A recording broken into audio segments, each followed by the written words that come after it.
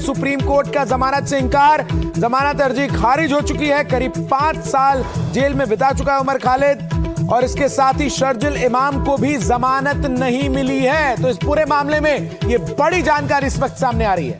तो बड़ी और अहम खबर, सुप्रीम कोर्ट का यह फैसला उमर खालिद और शर्जिल इमाम को लेकर के कि ये जेल में ही रहेंगे, इनकी जमानत खारिज कर दी गई। मुकेश बताइए अपडेट। देखिए, बिल्कुल सुप्रीम कोर्ट की डबल बेंच से बड़ी खबर है। कोर्ट ने अपना आदेश सुना दिया है और 2 आरोपियों को लेकर कोर्ट ने आदेश दे दिया है, जिसमें पहला आरोपी और जो मुख्य मास्टरमाइंड है वो उमर खालिद है। उमर खालिद को सुप्रीम कोर्ट से कोई भी राहत नहीं मिली है। इसके साथ में जो उसका को एक्यूज्ड है शर्जिल इमाम, इसको भी सुप्रीम कोर्ट से कोई राहत नहीं मिली है, यानी कि दोनों की बेल को खारिज कर दिया है। बेल खारिज करते हुए सुप्रीम कोर्ट ने कहा है कि इन दोनों को ट्रायल में देरी का लाभ नहीं दिया जा सकता, यानी कि जो ये दलील दे रहे थे कि ट्रायल में देरी हो रही है, इसके बेसिस पर इनको बेल दी जाए। तो कोर्ट ने कहा है कि ट्रायल में देरी का लाभ इनको नहीं मिल सकता, नहीं दे सकते हैं। यानी कि सुप्रीम कोर्ट ने हाई कोर्ट का जो फैसला है वो बरकरार रखा है। हाई कोर्ट ने भी शर्जिल इमाम और उमर खालिद की जो बेल थी वो खारिज कर दी थी। जो कोर्ट ने ये बड़ा फैसला सुनाया है। मैं बता दूं कि जो ये लार्जर कॉन्स्पिरेसी का जो पूरा मामला है, इसमें कुल 18 आरोपी थे, जिसमें 7 लोगों की बेल आज लगी हुई है। इन 7 लोगों में 2 जो मुख्य आरोपी हैं, इन दोनों की बेल खारिज हो गई है, उमर खालिद और शर्जिल इमाम। सुप्रीम कोर्ट ने कहा है कि इन दोनों की भूमिका बाकी आरोपियों से अलग है, इसीलिए दोनों की बेल खारिज की जाती है। तो एक बड़ा झटका उमर खालिद और शर्जिल इमाम को, दोनों की बेल खारिज हो गई है और कोई राहत नहीं मिली है। दोनों को अभी तिहाड़ जेल में ही रहना होगा, क्योंकि सुप्रीम कोर्ट से अगर बेल खारिज होती है तो एक और बड़ी जानकारी आ रही है मुकेश, सुप्रीम कोर्ट ने बाकी 5 लोगों को इस पूरे मामले में जमानत दे दी है।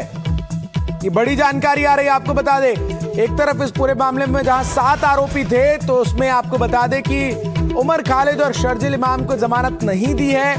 और जो जानकारी सामने आ रही है उसमें मिरान हैदर, गुलफिशा फातिमा, शिफाउर रहमान, मोहम्मद शकील खान और शादाब अहमद को सुप्रीम कोर्ट से जमानत मिल गई है। मुकेश,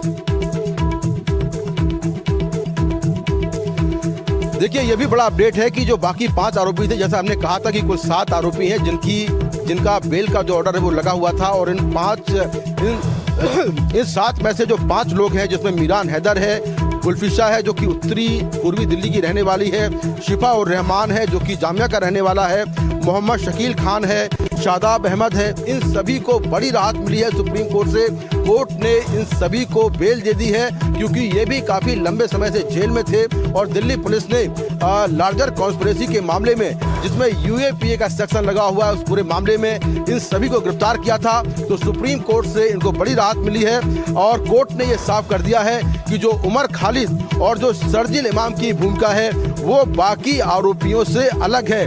और कोर्ट ने यह भी कहा है कि दोनों के खिलाफ, यानी कि जो उमर खालिद है और जो शर्जिल इमाम है, उनके खिलाफ पहली नजर में आपराधिक साजिश के तहत जो सबूत हैं वो मौजूद हैं, यानी कि ये लोग कॉन्स्पिरेसी में शामिल थे, उसके जो सबूत हैं वो पहली नजर में मौजूद हैं। इसीलिए इनकी बेल जो है वो खारिज की जाती है। तो ये बड़ी खबर सुप्रीम कोर्ट से, 7 लोगों में 2 मुख्य आरोपी जो हैं उनको कोर्ट ने उनकी जो बेल है वो खारिज कर दी है और बाकी 5 लोगों को कोर्ट ने बेल ग्रांट कर दी है, जिसमें गुलफिशा है जो कि उत्तर पूर्वी दिल्ली की कांग्रेस की नेता थी और इसका भी एक्टिव रोल दिल्ली दंगे में निकलकर सामने आया था। जितने भी चक्का जाम हुए थे, उन चक्का जाम में गुलफिशा ने बढ़ चढ़कर हिस्सा लिया था। इसके अलावा बाकी के जो आरोपी हैं, गुलफिशा फातिमा, मिरान हैदर, शिफा और रहमान, मोहम्मद शलीम, शादाब अहमद, ये सभी जो आरोपी हैं, इनको कोर्ट ने इनको जमानत दे दी है। तो इनके लिए राहत भरी खबर है, लेकिन उमर खालिद और शर्जिल इमाम के लिए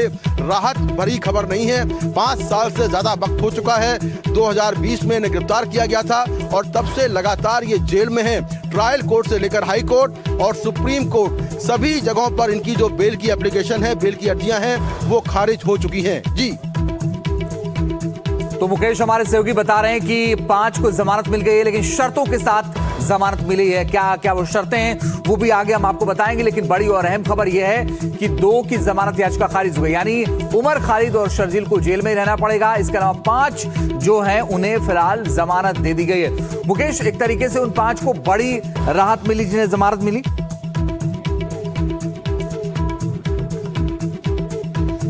देखिए, बिल्कुल जो 5 लोग हैं उनको बड़ी राहत इसलिए मिली है कि वो ये सभी लोग भी लंबे समय से जेल में थे, लेकिन शायद कोर्ट ने अपने ऑब्जर्वेशन में ये पाया है कि इनका रोल उतना ज्यादा नहीं है जितना रोल उमर खालिद का है, जितना रोल शर्जील इमाम का है, क्योंकि एक्टिवली तौर पर यह माना गया था कि ये दोनों जो है इस पूरे जो दंगे हुए थे या जो हिंसा हुई थी उसके ये मास्टरमाइंड हैं और एक्टिवली तौर पर अलग अलग व्हाट्सएप ग्रुप इन लोगों ने बनाए थे जिसमें लगातार दंगों की कॉन्स्पिरेसी को लेकर बातें होती थी।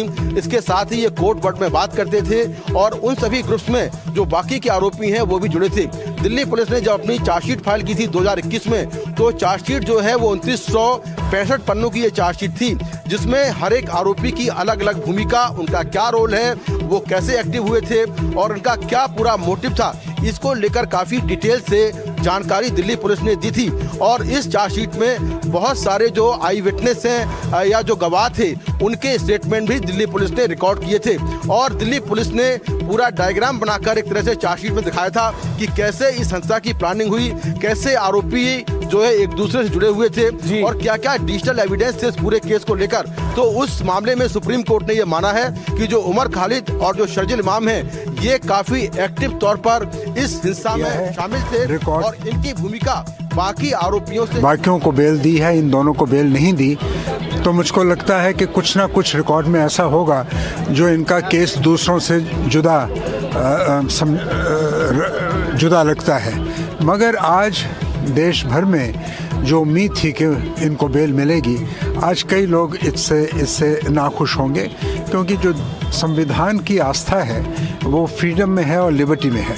इतना लंबे अरसे के बाद बेल ना मिलना, इससे एक चिंता का वातावरण तो पैदा होता है। लेकिन सुप्रीम कोर्ट ने यह भी कहा है कि कोई 5 साल तक जेल में है, इसका मतलब ये नहीं है कि उनको बेल मिलना चाहिए और इसी बेसिस पर उन्होंने कहा कि अपराध के बिहाफ पे उनको जेल में रखा जा रहा है, बाकी को बेल दी जा रही है। अपराध तो अभी साबित नहीं हुआ और सुप्रीम कोर्ट के कई ऐसे फैसले हैं जिसमें कहा गया है कि जब एक आदमी बिना कन्विक्शन के लंबे अरसे से जेल में है उसकी रिहाई बेल पर होनी चाहिए। ये भी सुप्रीम कोर्ट के फैसले हैं। तो अब क्या देखकर सुप्रीम कोर्ट ने फैसला किया है, ये तो इस पर तो टिप्पणी तभी हो सकती है जब पूरे जजमेंट का अध्ययन हो, जिस पर कुछ समय लगेगा। And what's your comment on Supreme Court dismissed the bail of Umar Khalid and Shardil Imam and remaining 5 people are granted bail?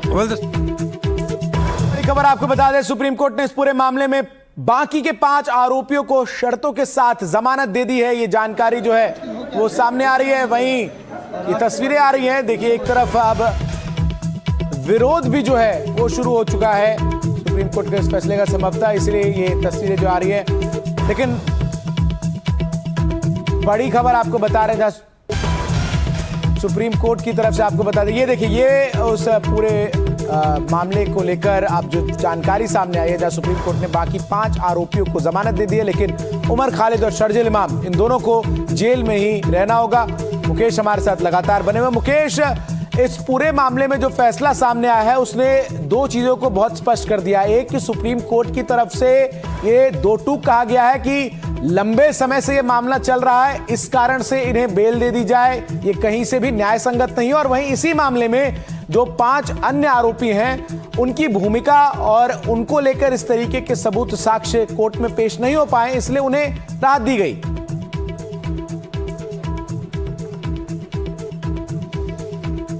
देखिए, ऐसा नहीं है कि जो बाकी के आरोपी उनके खिलाफ एविडेंस नहीं है, लेकिन कोर्ट को ऐसा लगता है कि अभी जो बाकी के 5 आरोपी हैं उनको राहत दी जा सकती है। सबूत उनके खिलाफ भी हैं क्योंकि वो भी इस केस में आरोपी हैं और जो 2 लोग हैं जिसमें शर्जील इमाम है, उमर खालिद है, उनके खिलाफ ऐसे पुख्ता एविडेंस हैं और दूसरा जो उनका रोल है वो बाकी के आरोपियों से अलग है। इसीलिए कोर्ट ने कहा है कि ट्रायल में देरी का मतलब ये नहीं है कि जो मुख्य आरोपी हैं उनको बेल दे दी जाए। दूसरी बात उसने ये कही है कि जो यूएपीए के तहत आरोप लगाए गए हैं, प्रथम दृष्टया उन आरोपों में जो सर्जिल इमाम है और जो उमर खालिद है उनके खिलाफ सबूत हैं। इसी बेसिस पर कोर्ट ने 2 लोगों की जो इस केस में मुख्य आरोपी हैं उनकी बेल को खारिज कर दिया है, जबकि 5 जो आरोपी हैं उनको बेल दी है। दिल्ली पुलिस ने भी अपनी चार्जशीट में इन्हीं 2 लोगों को मुख्य आरोपी के तौर पर पेश किया था। इनके खिलाफ कई पुख्ता सबूत पेश किए थे, जिसमें डिजिटल एविडेंस से लेकर कई सारे वीडियोज हैं, कई ऐसे एविडेंस हैं जो दिल्ली पुलिस ने कोर्ट में रखे थे। तो ये काफी एक बड़ा आदेश है, और अभी जो आदेश है वो जो डिटेल ऑर्डर आएगा तो उसमें और भी चीजें सामने आएंगी कि कोर्ट ने किस बेसिस पर इन दोनों की बेल को खारिज किया है। लेकिन ये बड़ा आदेश माना जा रहा है कि 5 साल तक जेल में रहने के बाद अगर किसी को बेल नहीं मिलती है तो इससे आप अंदाजा लगा सकते हैं कि उस पर जो आरोप लगे हैं वो काफी गंभीर आरोप हैं। और जिस तरह से इन लोगों ने बयान दिए थे, जो इनकी प्लानिंग थी, उसको लेकर दिल्ली पुलिस ने पहले ही साफ कर दिया था कि ये लोग जो है वो देश के टुकड़े चाहते थे, ये चाहते थे कि देश में तख्ता पलट हो। बिल्कुल मुकेश, और आप सीए इस और बड़े एनआरसी के नाम फैसले पर नजर बना के रखिए।